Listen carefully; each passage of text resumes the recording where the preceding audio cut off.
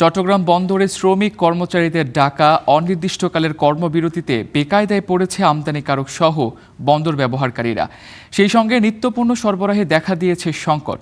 এদিকে খালাসের অপেক্ষায় আটকে পড়া জাহাজ বাড়ছে বিলম্ব মাশুলের বোঝা।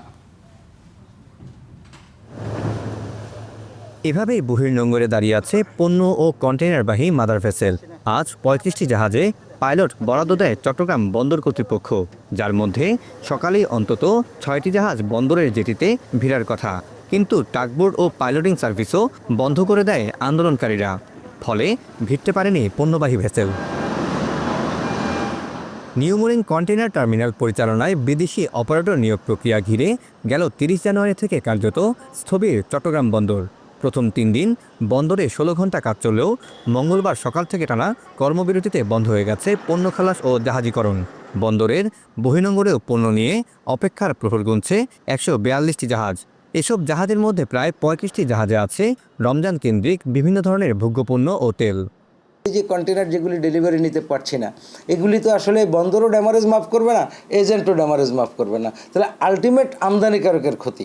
এই এক্সপোর্ট যদি একটা ক্যান্সেল হয়ে যায় বা একটা শিপমেন্ট যদি এয়ারে করতে হয়, তো ওদের তো 1 বছরের লাভই চলে যাবে। বিশেষ করে আমাদের যারা আমদানি রপ্তানিকারক যারা আছেন, তারা কিন্তু এখন একটা বিশাল ঝামেলার মধ্যে আছেন যে তাদের পণ্যগুলো তারা ওয়ারহাউজে নিতে পারছেন না, তারপরে সেগুলোকে প্রোডাকশন করে আবার তাকে এক্সপোর্ট করতে হবে। এই যে বিড়ম্বনাগুলো, সেই বিড়ম্বনাগুলো কিন্তু ওদের জন্য এই যে বন্দরের যে কস্টিং, সেই কস্টিংয়ের সাথে কিন্তু এটা যোগ হয়ে যাচ্ছে। পাশাপাশি আমাদের যারা বিদেশি বায়ার আছে, বায়ারদের আপনার নানানভাবে কিন্তু এটাকে নেগেটিভ দৃষ্টিতে দেখে।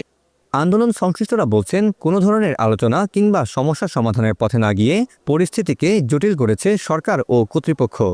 সরকারের উপরে আমরা চাপ প্রয়োগ না করলে সরকার আমাদের দাবির প্রতি শ্রদ্ধাশীল হচ্ছে না বিধায় আমাদেরকে এগুলো বন্ধ করে রাখতে হচ্ছে। আদালতের প্রতি কারা অবমাননা করছে, তারা আদালতের প্রতি বৃদ্ধাঙ্গুলি প্রদর্শন করেই এই কার্যক্রমগুলো চালিয়ে যাচ্ছে। ফলে তাদের এই এহেন কার্যকলাপ থেকে যেহেতু তারা সরে আসেনি, আমাদেরও সরে আসার কোনো সুযোগ নেই। এদিকে আরএনজির কাঁচামাল সময়মতো বের করতে না পারায় বিপাকে ব্যবসায়ীরা। ফিনিশ গুডসগুলো যদি আমাদের ফ্যাক্টরিতে ইনহাউস হয়ে থাকে, আমরা এক্সপোর্ট করতে না পারি, তো দুই দিকে আমরা কলাপস হয়ে যাবো। তাই আমরা চাই অতি সহসা এটা নেগোসিয়েশন হোক বা যেভাবে হোক এটা সমাধান। ভোগ্যপণ্যবাহী ৩৫টি জাহাজের বাইরে বহির্নোঙরে আটকে আছে সার, সিমেন্ট, ক্লিংকার, লবণবাহী আরও অন্তত 10টি জাহাজ। Syed Tamim Mahmud, Star News, Chittagong.